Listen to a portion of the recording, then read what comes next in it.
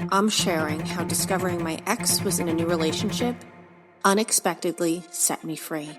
Not because I stopped loving him, but because I finally understood the difference between attachment and real love. What I learned may completely transform how you see your past relationships. Welcome to Intentionally Single. I'm your host, Lauren Jean. Today's episode is vulnerable, it is raw, and I want to say this clearly from the beginning. This is not a story about falling out of love. It's a story about discovering what real love actually looks like and what freedom feels like when attachment finally loosens its grip.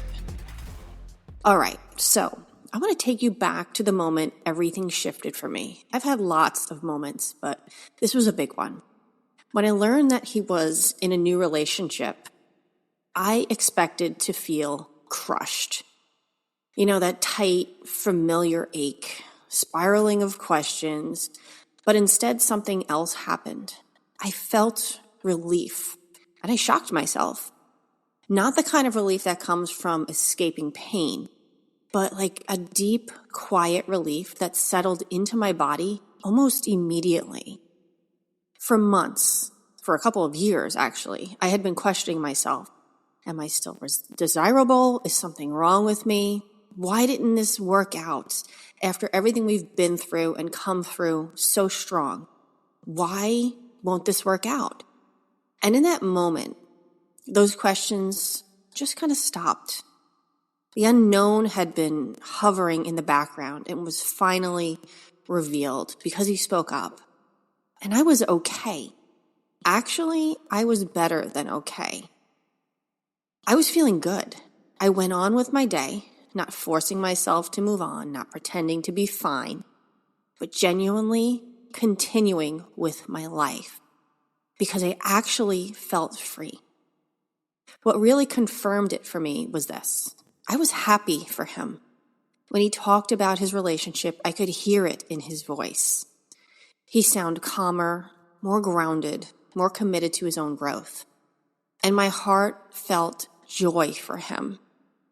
That's when I knew something important had changed, because attachment would have devastated me. But this didn't. What ended that day wasn't love. It was attachment. Here's what I've come to understand. Attachment is needing someone for your happiness. It's the checking, it's the waiting, it's the hope. The hope that they change, you can finally feel whole. Attachment says, I need you to choose me. True love is different. True love wants someone's happiness, regardless of your role in it. It can say, I want you to be happy, even if that happiness doesn't include me. When I was attached, his new relationship would have shattered me.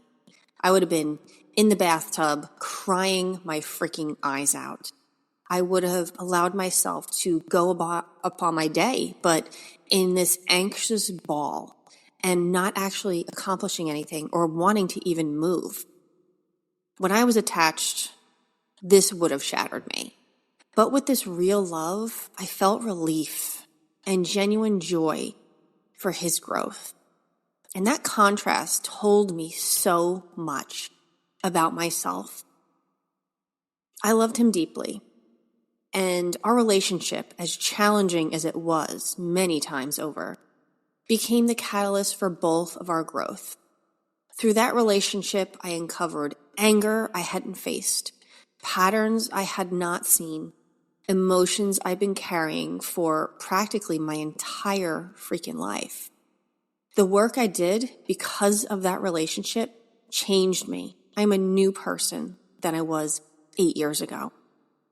And while part of me wishes I could have done that work without involving someone I cared about, and I'm sure the same for his side of the story, I also know this truth.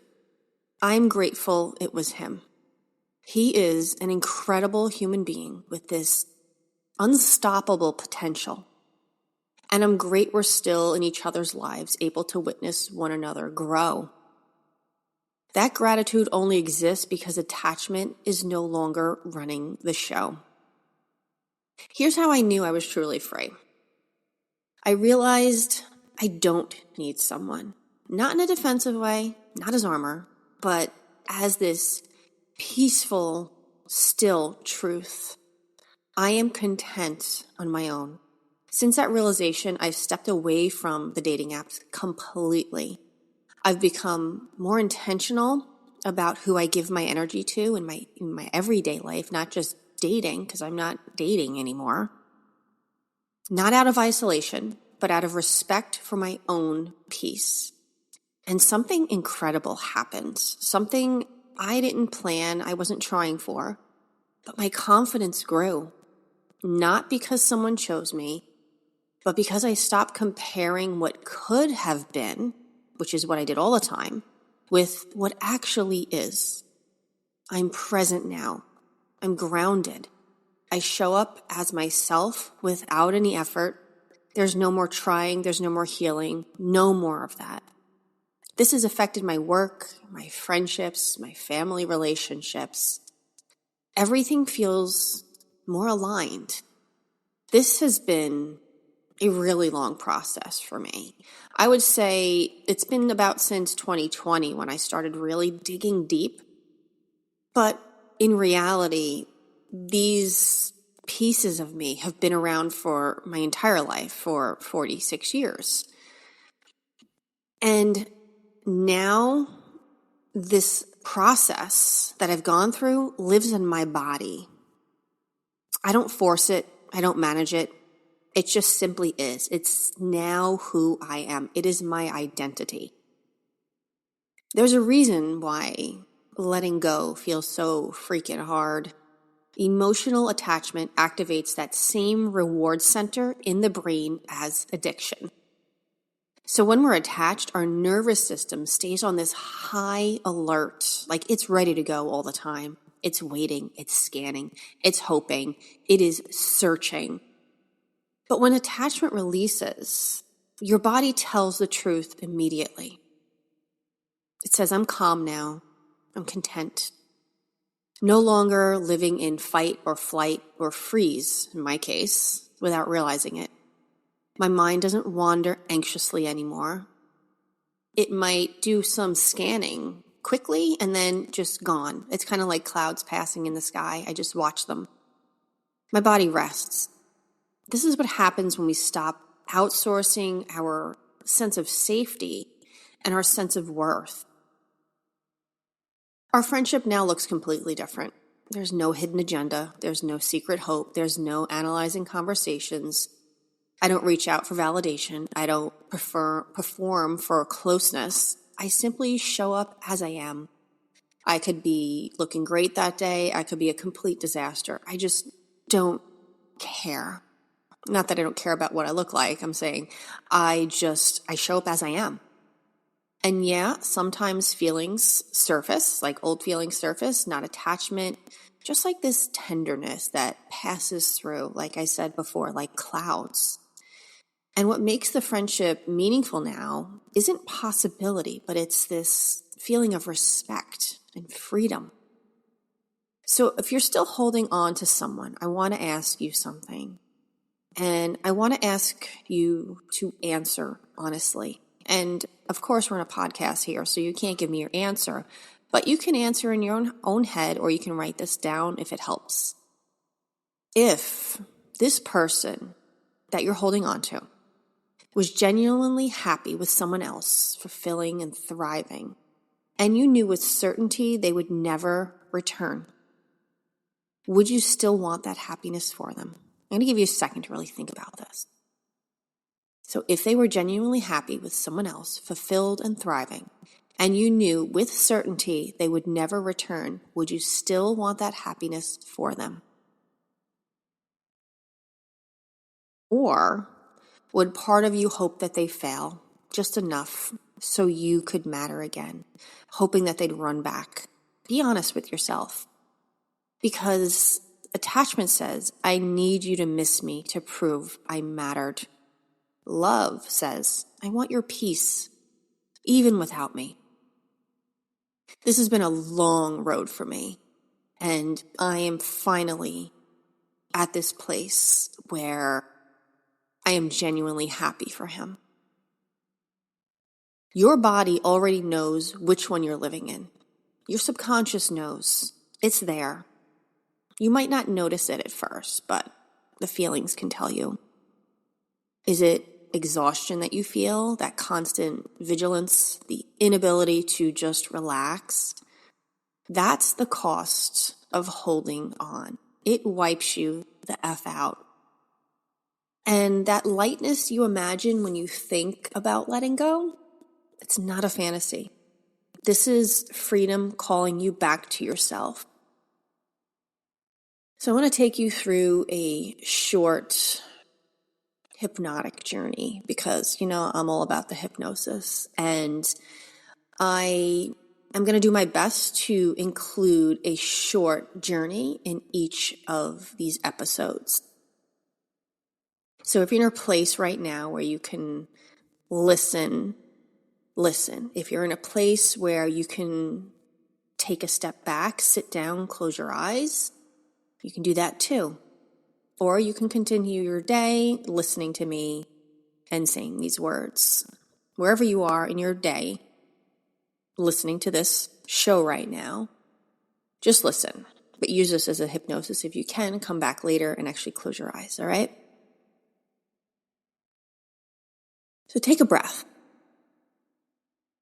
Notice your body. Notice where the thought of that person lives. You can close your eyes through this if you'd like. You can keep them open. Notice where the thought of that person lives. Tightness, the grip, the weight. Your body knows the difference between love and attachment. Love expands. Attachment contracts. You don't have to force anything right now. Letting go doesn't take effort. Holding on does. And as you pull your energy back from waiting, from hoping, from maybe someday, notice what returns to you. Relief, space, wholeness. You are complete right now. You always were. Take a few more deep breaths and just be here with this message. Notice what comes up for you. Remember what that is, so you can write this down or store it deep in your mind. Before we close, I want to name something honestly. Over the last 6 months, I've changed. Not dramatically, quietly, internally, because that's how I am. I sometimes disappear for months and then resurface. And because the show has always reflected where I am, the message is evolving too. This podcast has never been about teaching from theory. It's about sharing a lived experience with a little science on the side. And I'm standing in a different place now. So after this episode, you may notice a shift, not away from love, not away from healing, but towards self-trust, contentment, and choice. This show evolves as I do. Today I shared my journey from attachment to freedom, not because I stopped loving him, but because I finally understood what love really is and how it sits in your body and mind. Real love celebrates happiness even when it doesn't include you. Real love wants growth even when it leads elsewhere. And the real love for another begins with unconditional love for yourself. Your body already knows the truth, and it's just waiting for your mind to catch up. Guys, if this episode resonated, I'd love to hear where you are in your own journey. You can email me at intentionallysinglepodcast@gmail.com, or you can reach out on Instagram at thegirlwiththevine.tattoo. And if you're ready for real support as you move from attachment into self-trust, I do have private coaching available. I work with very minimal people, as this is just something I truly love to do. You can email me to explore whether we're a fit. And the same process that freed me from needing him also freed me from needing anyone at all. So next week's episode is called Between Seasons, Why Everything is Changing. And it marks a turning point for this podcast, a growth point for this podcast. If you're here because you're healing, stay. If you're here if you're questioning what you actually want, please stay, because we're about to explore that together. This is Intentionally Single, and Lauren Jean, thank you so much for listening today, and I'll see you next week.